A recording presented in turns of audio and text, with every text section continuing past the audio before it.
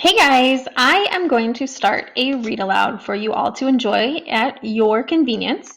I'm going to read Al Capone Does My Shirts. All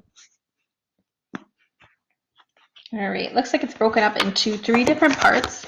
So, part one, chapter one, is called Devil's Island. Friday, January 4th, 1935. Today I moved to a 12-acre rock covered with cement, topped with bird turd and surrounded by water. Alcatraz sits smack in the middle of the bay, so close to the city of San Francisco, I can hear them call the score on a baseball game on Marina Green. Okay, not that close, but still. I'm not the only kid who lives here. There's my sister, Natalie, except she doesn't count. And there are 23 other kids who live on the island because their dads work as guards or cooks or doctors or electricians for the prison like my dad does. Plus, there are a ton of murderers, hitmen, con men, stick-up men, embezzlers, connivers, burglars, kidnappers, and maybe even an innocent man or two, though I doubt it. The convicts we have are the kind other prisoners don't want. Other prisons don't want. I never knew prisons could be picky, but I guess they can. You get to Alcatraz by being the worst of the worst. Unless you're me. I came here because my mother said I had to. I want to be here like I want poison oak all over my body. But apparently nobody cares, because now I'm Moose Flanagan, Alcatraz Island boy.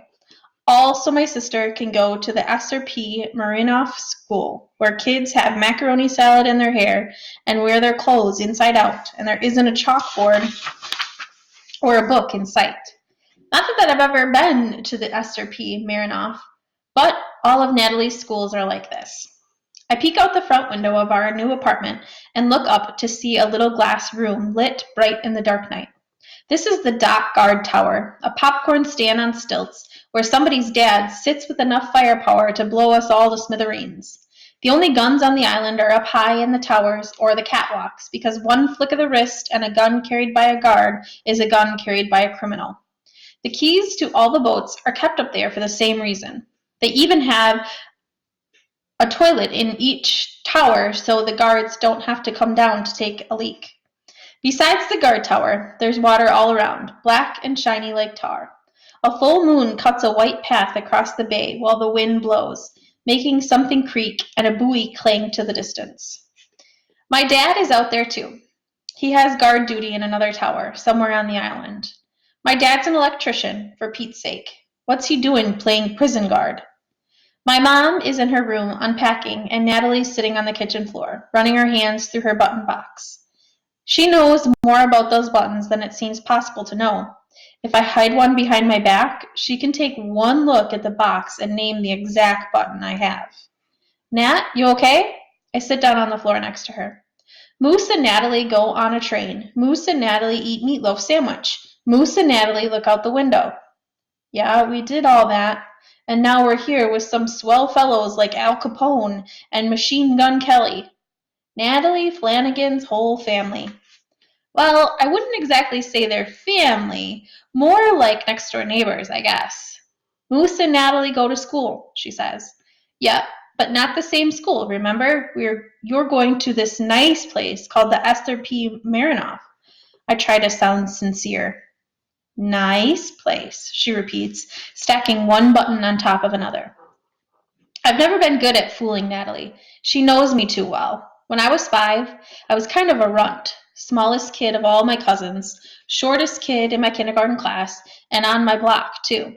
Back then, people called me by my real name, Matthew.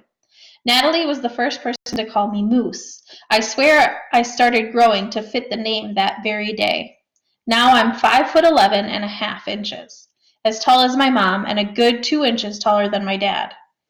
My father tells people I've grown so much he's going to put supper into pickle jars and sell it under the name Incredible Growth Formula. I think about going in my room now, but it smells like the inside of an old lunch bag in there. My bed's squeaky old army cot. When I sit down, it sounds like dozens of mice are dying an ugly death. There's no phonograph in this apartment. No washing machine, no phone. There's a radio cabinet, but somebody yanked the workings out. Who gutted the radio anyway? They don't let the criminals in here, do they? So I'm a little jumpy, but anybody would be. Even the silence here is strange.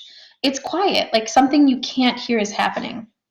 I think about telling my best friend Pete about this place. It's the Devil's Island. Do, do, do, Pete would say in a deep, spooky voice, like they do on the radio. Devil's Island. Do, do, do.